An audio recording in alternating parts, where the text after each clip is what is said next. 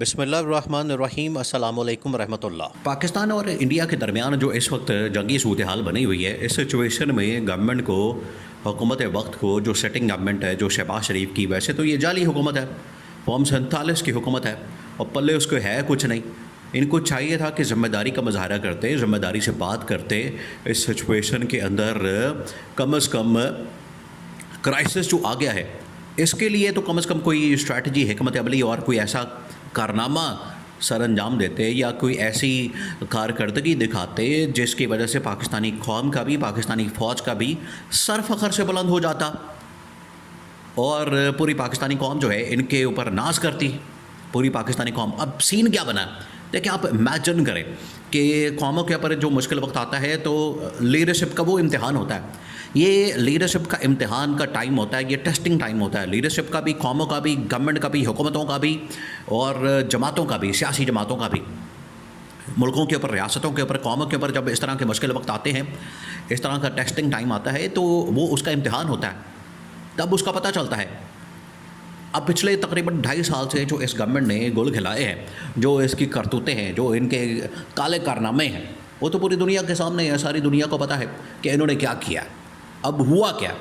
ہوا یہ ہے کہ اب جیسی یہ سچویشن بنی تو آپ ایک کمپیریزن کر کے دیکھ لیں انڈین جو گورنمنٹ ہے اور پاکستان کی جو گورنمنٹ ہے۔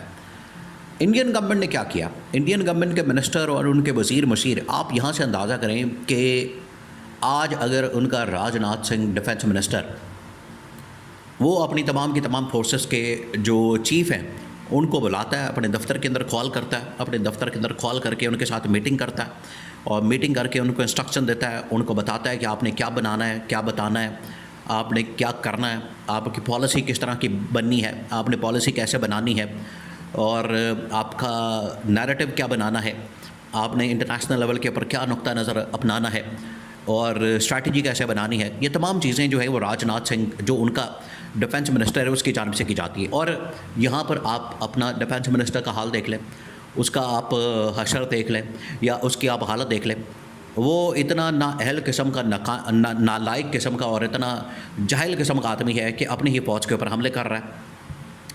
اسٹریٹجی بنانا، حکمت عملی بنانا، پلاننگ بنانا، اس کے اوپر کام کرنا، عمل درآمد کرنا، وہ تو دور کی باتیں ہیں۔ اس طرف تو یہ لوگ جا ہی نہیں سکتے، اس طرف تو ان کا دماغ کام ہی نہیں کرتا، اس طرف تو یہ سوچ بھی نہیں سکتے کہ یہ اس طرح کے کام بھی کر سکتے ہیں۔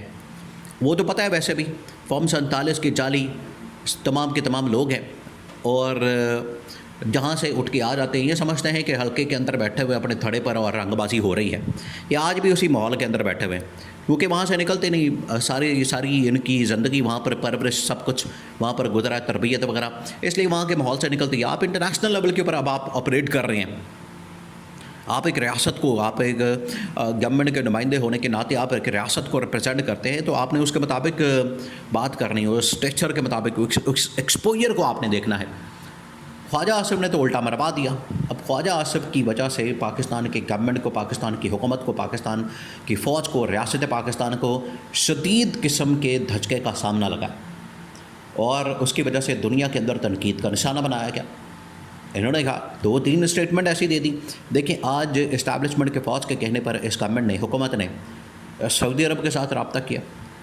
10 دن ہو گئے یہ سچویشن پیدا ہوئی ہے، 10 دن ہو گئے، تقریباً 8-10 دن ہو گئے اب، اور ان کا کوئی آتا پتہ نہیں، ان کو کوئی سمجھ بوجھ نہیں، یہ اس کام کی طرف آ ہی نہیں رہے، یہ اپنے کوئی مست ماحول کے اندر مگن ہے، اپنا ہی کوئی انہوں نے ماحول بنایا ہوا ہے، اپنی یہ کوئی انہوں نے کوئی دنیا بنائی ہوئی ہے، اس کے اندر جی رہے ہیں۔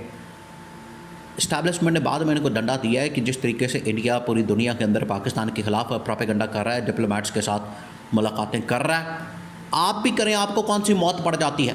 پھر انہوں نے اب ایک دن پہلے جو ہے سعودی عرب کے ساتھ بھی رابطہ کیا گیا، امارات کے ساتھ، یعنی یو اے ای جو اس وقت امارات، یونائٹڈ عرب امارات ہے، اس کے ساتھ رابطہ کیا گیا ہے، عرب امارات کے ساتھ، متحدہ عرب امارات۔ اس کے علاوہ قطر کے ساتھ رابطہ کیا گیا، کویت کے ساتھ رابطہ کیا گیا، عرب ممالک کے ساتھ، پھر اس کے بعد چین کے ساتھ، یورپین طاقتوں کے ساتھ، ان کے ساتھ رابطے کر کے تو پاکستان کی سچویشن جو ہے وہ ان کے سامنے رکھی گئی ہے۔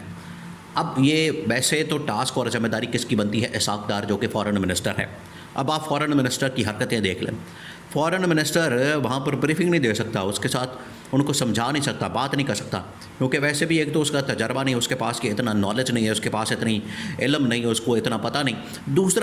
دوسرا اہم ترین معاملہ یہ کہ وہ جو بھی ان کو اسٹیبلشمنٹ بتاتی ہے، جو بھی اسٹیبلشمنٹ ان کو کہتی ہے، بتاتی ہے، جو بھی ان کے پلے ڈالتی ہے، وہ اس کے مطابق ساری یہ کہانی سنا دیتا ہے. پرچیوں کے بغیر تو آپ کو پتہ ہے یہ چل نہیں سکتے، پرچیوں کے اوپر تو ان کی ساری زندگی گزری ہے. پرچیاں پڑھتے ہیں، پرچیاں دیکھتے ہیں، پرچیاں نکالتے ہیں، پرچیاں ڈالتے ہیں، یہ ساری زندگی یہی کام کرتے رہے. باقی لوٹ مار کر لیے جب آپ ان کو کہیں گے تو وہ اس کے اندر بڑے ماہر ہیں، وہ آپ کو چٹکیوں کے اندر سارا کام واردات ڈال کے دکھا دیں گے، لیکن جب کام کی بات ہوگی تو اس کے اندر یہ بالکل پھٹے پہ آ جائے گے. تو اب اس کو کہا گیا کہ آپ نے انٹرنیشنلی یہ طاقتوں کے ساتھ رابطہ کرنا ہے، ان کے ساتھ بات چیت کرنی ہے، لیکن وہاں پر بھی اس کے ساتھ صحیح طریقے سے انٹریکشن نہیں کر سکا اور صحیح طریقے سے بریفنگ نہیں دے سکا. باقی ان ممالک نے پاکستان کی فوج کے ساتھ، اسٹیبلشمنٹ کے ساتھ ڈائریکٹ رابطے کیے اور پھر یہ کمیونیکیشن ہوئی ہے. تو اب یہ سب سے اہم ترین معاملہ سامنے آیا. اب ہوا یہ ہے کہ ان کے درمیان جو اس وقت گورنمنٹ رابطے ہوئے ہیں، اس میں قطر کے ساتھ، اس میں UAE کے ساتھ، متحدہ عرب امارات کے ساتھ، سعودی عرب کے ساتھ، کویت کے ساتھ، چائنا کے ساتھ. اب چائنا نے بھی پاکستان کی بھرپور حمایت کا اعلان کر دیا ہے، کیونکہ وہ پاکستان کے دوست ہیں. یہ پاکستان کی دوستی کی سب سے بڑی مثال ہے، سب سے بڑی مثال جو چائنا نے دی ہے. دیکھیں باقی تمام کے تمام ممالک اور ان کے جو تعلقات ہیں پاکستان کے ساتھ وہ ایک سائڈ پر رکھتے ہیں.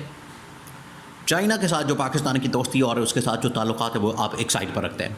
اور چائنا جیسی سپر پاور ایک بہت بڑی طاقت بن کر سامنے آ رہی ہے، جس نے اس وقت امریکہ کو بھی نکیل ڈالی ہوئی ہے، امریکہ کو بھی لگام ڈالی ہوئی ہے. امریکہ بھی اس کے آگے جھکا ہوا ہے، امریکہ بھی اس کے آگے منتیں کر رہا ہے، ترلے کر رہا ہے، معافیا مانگ رہا ہے. سپر پاور ان کے ساتھ آ کے مل گئی ہے، اس سے بڑی اور کیا بات ہو سکتی ہے؟ یہ بہت بڑی اچیومنٹ ہے. یہ پاکستان کی عوام کی، پاکستان کی فوج کی، اور اس سے بڑھ کر عمران خان نے جس طریقے سے چائنا کے ساتھ اپنے تعلقات کو بیلنس کیا، ورنہ یہ تو امریکہ کے علاوہ تو کسی کے گودی میں بیٹھنے کو تیار نہیں ہوتے. یہ عمران خان کی پالیسی تھی، ویژن تھا، اس نے فورسی کر لیا تھا کہ ہمیں دنیا کے اندر آگے جو معاملات آ رہے ہیں اس میں ہم نے بیلنس کرنا ہے اور اپنے مفادات کو سامنے رکھتے ہوئے چین کے ساتھ، روس کے ساتھ تعلقات بنانے ہیں. آج وہ تعلقات کام آ رہے ہیں. یہ ہے اصل میں ویژن. لیکن اس حکومت نے جس طریقے سے اس کرائسس کے اندر کام کیا ہے، اسٹیبلشمنٹ شدید ناراض ہے اور یہ سچویشن گزرنے دے، پھر آپ دیکھیں اس کو حکومت کو کیسے گھر بھیجا جاتا ہے. حالات بالکل بدل گئے ہیں، معاملات بالکل بدل گئے ہیں اور اب گورنمنٹ کے فیور میں نہیں بلکہ گورنمنٹ کے خلاف فیصلے ہونے ہیں. اور کسی وقت بھی اس حکومت کو اس کرائسس کے بعد گھر بھیجا جا سکتا ہے.